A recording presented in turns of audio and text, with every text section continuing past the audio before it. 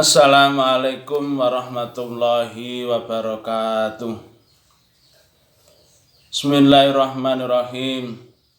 Ya Allah ya Rahman, ya Allah ya Rahim, ya Karim, ya Syafi, ya Mu'afi, ya Taharam, ya Tarham.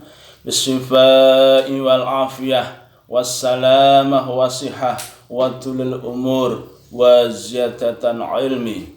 Allahumma sholli ala Muhammad wa barakati Sayyidina Muhammad. Bismillahirrahmanirrahim. Waqala, dan bersabda siapa? Baginda Nabi Muhammad sallallahu alaihi wasallam. Afdalu zikri, adapun paling utama-utamanya zikir, la ilaha illallah, ialah lafaz la ilaha illallah. Zikir itu sangat banyak sekali. Lafaz zikir sangat banyak sekali. Bisa berzikir dengan membaca Bismillahirrahmanirrahim. Bisa berzikir dengan Alhamdulillahirabbil alamin. Subhanallah, walhamdulillah, wa la ilaha illallah, wallahu akbar, dan seterusnya. Itu semuanya adalah kalimat-kalimat zikir. Akan tetapi dari kalimat-kalimat zikir itu semuanya yang paling utama adalah lafaz la ilaha illallah. Kenapa lafaz la ilaha illallah merupakan paling utamanya zikir? Kenapa? Li'annaha, karena sesungguhnya lafaz la ilaha illallah, kalimatul tauhid adalah kalimat tauhid. Karena zikir itu adalah kalimat tauhid, kalimat mengesahkan kepada Allah Subhanahu wa ta'ala, meniadakan, ikrar meniadakan Tuhan-Tuhan yang lainnya, yaitu hanya esa, hanya tunggal, yaitu Allah Subhanahu wa ta'ala. Li'annaha, karena sesungguhnya lafaz la ilaha illallah, kalimat tauhid adalah kalimat tauhid. Wa tauhidu, adapun tauhid mengesahkan, la yumasiluha, tidak ada yang membandingi. La yumasiluhu, tidak ada yang membandingi Allah itu, atau tauhid itu apa? Syai'un, sesuatu. Jadi Allah tidak ada yang membandingi. Apapun sesuatu yang ada di alam semesta ini, tidak ada yang bisa membandingi terhadap Allah Subhanahu wa ta'ala. Itu alasannya kenapa afdhalu, paling utamanya zikir. Wali anna, dan sesungguhnya laha, bagi lafaz la ilaha illallah, taksiru fi tadhiril batini, bisa mempengaruhi di dalam menyucikan batin kita. Lafaz la ilaha illallah itu membersihkan batin kita, masuk dalam hati kita bahwasanya tiada Tuhan yang wajib untuk disembah illallah, kecuali Allah Subhanahu wa ta'ala. Dan itu merupakan puncak utama daripada tauhid, mengesahkan kepada Allah Subhanahu wa ta'ala. Wa yafitu nafi, dan meniadakan alihatan terhadap Tuhan yang dituhankan para manusia yang lainnya. Dengan mengucapkan la ilaha illallah, maka gugurlah Tuhan-Tuhan yang lainnya yang disembah oleh orang yang tidak beriman, atau orang-orang yang mengaku dirinya sebagai Tuhan. Jadi dengan menyebut la ilaha illallah, maka gugurlah Tuhan-Tuhan yang lainnya. Biqaulihi la ilaha, dengan ucapan la ilaha, tiada Tuhan. La ilaha, tidak ada Tuhan. Wasbitu, dan menetapkan wahdaniyatu, sifat keesaannya lillahi ta'ala, bagi Allah ta'ala, biqaulihi, dengan lafaz illallah, lafaz illallah, kecuali Allah. Wa ya'udu, dan kembali atau masuk apa zikir tersebut min tahiri lisani, dari lesan, ila batinil qalbi, masuk di dalam batinnya hati. Setelah kita mengucapkan lafaz la ilaha illallah, yang kita ucapkan ini dengan lesan kita, kemudian masuk di dalam batinil qalbi, dalam sanubari kita, berarti sudah menyatu antara ucapan kita dengan dalam hati kita. Mulut mengucapkan la ilaha illallah, tiada Tuhan selain Allah. Batin kita, hati kita meyakini sesungguhnya di alam semesta ini tiada Tuhan kecuali Allah Subhanahu wa ta'ala. Li'anna imana, sesungguhnya keimanan itu, sesungguhnya iman seseorang, iman kita itu la yasihu, ialah tidak sah, illa, kecuali biha, dengan mengucapkan lafaz la ilaha illallah, dengan mulut kita meresap meyakini sesungguhnya di dalam hati kita. Baru iman kita itu sah apabila kita mengucapkan lafaz la ilaha illallah ay ma'a Muhammadur Rasulullah, disambung dengan Muhammadur Rasulullah. La ilaha illallah Muhammadur Rasulullah. Bisa kita kenal dengan dua kalimat syahadat. Asyhadu alla ilaha illallah wa asyhadu anna Muhammadar Rasulullah. Kita asyhadu, saya bersaksi bahwasanya tiada Tuhan. Tiada Tuhan. Karena banyak orang itu yang kesasar. Banyak yang mengaku menjadi Tuhan. Banyak yang menuhankan sesuatu, menganggap dia adalah Tuhan, menganggap itu adalah Tuhan, menganggap itu adalah yang layak untuk disembah, untuk dituhankan. Padahal itu semuanya adalah ciptaannya Allah, kecuali hanya Allah Subhanahu wa ta'ala. Dan bersaksi bahwasanya baginda Nabi Muhammad SAW adalah utusannya Allah. Maka ketika kita sudah mengikrarkan asyhadu alla ilaha illallah wa asyhadu anna Muhammadar Rasulullah, maka imane awake dhewe wis sah menjadi orang yang beriman, sah menjadi orang Islam, sah menjadi orang mukmin. La yasihu imana, tidak salah iman itu illa, kecuali dengan mengucapkan la ilaha illallah Muhammadur Rasulullah. Walaisa hadza fi ma siwaha minal adkar, bahwasanya lafaz la ilaha illallah ini tidaklah siwaha minal adkar, tidaklah yang membandingi dari semua zikir-zikir yang ada. Mudah-mudahan keimanan kita itu bisa semakin kokoh. Kita pegang teguh lafaz la ilaha illallah ila yaumil qiyamah, sampai kita nanti menghadap kepada Allah Subhanahu wa ta'ala. Anak-anak, pada awal-awal Islam, ini Bapak mau bercerita, yaitu keimanannya Umar bin Khattab.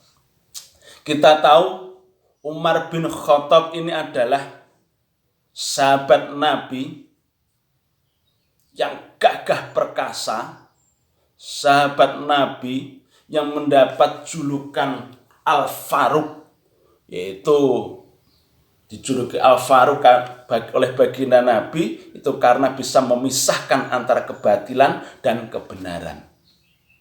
Tetap terkenal dengan ketegasannya, kekuatannya, sampai-sampai setan itu lewat bekas telapak kakinya atau jalan yang dilewati oleh Umar bin Khattab, itu setan nggak berani. Beda kalau dengan kita, bukan cuma dilewati, diitek-itek awake dhewe. Tapi kalau Umar, luar biasa. Lah, Umar bin Khattab itu adalah lahir setelah 12 tahun dari kelahirannya baginda Nabi Muhammad Shallallahu Alaihi Wasallam. Umar bin Khattab sebelum menjadi orang Muslim atau sebelum masuk agama Islam, Umar bin Khattab ini dikenal dengan orang yang sangat keras, kejam, bengis, tegas, jago tarung, memusuhi seluruh pengikutnya baginda Nabi dan juga memusuhi baginda Nabi Muhammad Shallallahu Alaihi Wasallam. Ini Umar bin Khattab.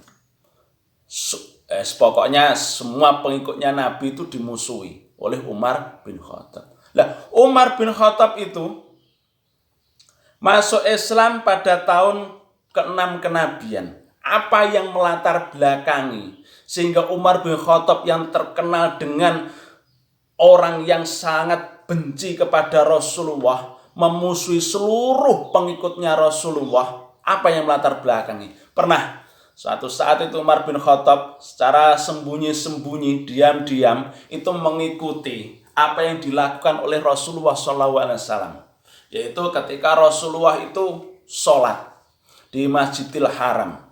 Nah, ketepaan Rasulullah sholat itu pada waktu itu yang dibaca adalah surat Haqqah. Al-Haqqatu mal-Haqqah wa ma adraka mal-Haqqah. Seterusnya Umar bin Khattab itu takjub, luar biasa apa yang diucapkan oleh Muhammad, karena Umar itu masih belum Islam, ya nyeluknya yang jangkar. Apa yang diucapkan oleh Muhammad itu luar biasa. Belum pernah aku mendengarkan kalimat yang indah seperti ini. Berarti kalau gitu ini adalah sebanding dengan syair, bahkan di atasnya syair, karena orang Arab itu yang terkenal adalah kalimat-kalimat syair. Akan tetapi ketika Umar bin Khattab mendengar ucapannya Rasulullah dalam ayat yang ke-40 sampai 41, innahu laqaulu rasulun karim wa ma huwa biqauli syair. Yang menyatakan bahwasanya Al-Quran itu bukan syair. Al-Quran itu bukan syair-syair yang dikumandangkan oleh orang-orang jahiliyah dalam Al-Quran. Lantas dalam batinnya Umar bin Khattab, lantas kalau bukan syair, berarti kalau kayak gitu berarti Muhammad itu adalah seorang dukun. Kemudian ayat yang ke-42-nya, wala biqaulin kahin. Yang menyatakan bahwasanya Al-Quran itu bukan perkataan seorang dukun. Batinnya terbantah lagi loh. Ketika Umar bin Khattab memang batin, wah nek ngono Muhammad itu seorang dukun, tapi dalam pendengarannya tadi bahwasanya Al-Quran itu diucapkan bukan oleh seorang dukun. Wah, berarti kalau kayak gitu Muhammad itu bukan seorang dukun. Secara diam-diam Umar bin Khattab ini mengakui bahwasanya apa yang diucapkan oleh baginda Nabi itu bukanlah sebuah syair, dan Nabi Muhammad itu yang seperti itu bukan seorang dukun. Tetapi karena keegoisan, kefanatikannya Umar bin Khattab tidak mau menerima Islam. Berarti hidayah memang belum. Dia tambah hari, tambah membenci kepada Muhammad, kepada baginda Nabi Muhammad SAW beserta pengikutnya. Semua pengikutnya diintimidasi, diancam Sampai-sampai nanti kalau kamu mengikuti ajaran Muhammad, maka kamu akan saya bunuh. Itulah watak daripada Umar bin Khattab. Akhirnya pernah suatu saat Umar bin Khattab ini dengan menghunuskan pedang yang tajam berjalan dari rumahnya dengan sangat sigap, dengan pasti, yang tujuannya hanya satu. Tetapi di tengah perjalanan dia bertemu dengan Nu'aim bin Abdillah. Kata Nu'aim, "Wahai Umar, kenapa engkau pagi-pagi seperti ini sudah menghunuskan pedang yang seperti itu dan langkahmu pasti tidak tergoyahkan?" "Wahai Nu'aim, saya hari ini mau membunuh Muhammad." "Membunuh Muhammad? Kenapa, hei Umar? Rasulullah akan kau bunuh?" "Ya, karena Muhammad telah memecah belah orang Arab, telah mengingkari dan menghina agama nenek moyangku," jawab Umar bin Khattab. "Berarti kalau seperti itu, wahai Nu'aim, berarti engkau pun juga telah mengikuti ajarannya Muhammad."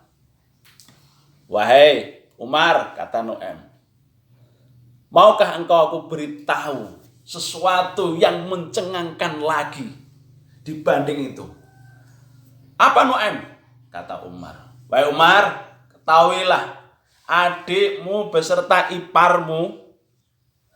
Jadi adiknya Umar bin Khattab itu namanya Fatimah. "Adikmu beserta iparmu sekarang ini juga sudah mengikuti agama yang dibawa oleh Rasulullah Shallallahu Alaihi Wasallam."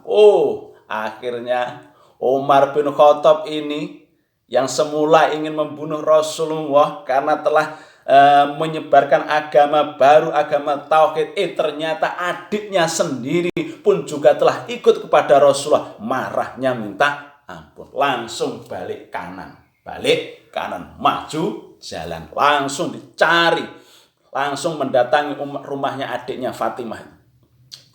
Sampai dengan kemudian Umar bin Khattab ini berada tepat di depan pintu rumah. Sayup-sayup di dalam itu, Umar bin Khattab itu mendengar adiknya Fatimah beserta suaminya ini belajar membaca Al-Quran, yaitu dengan Kabab, sahabat Kabab. Pada saat itu adalah yang dibaca adalah surat Toha. "Toha wa ma anzalna 'alaikal Qur'ana litashqa."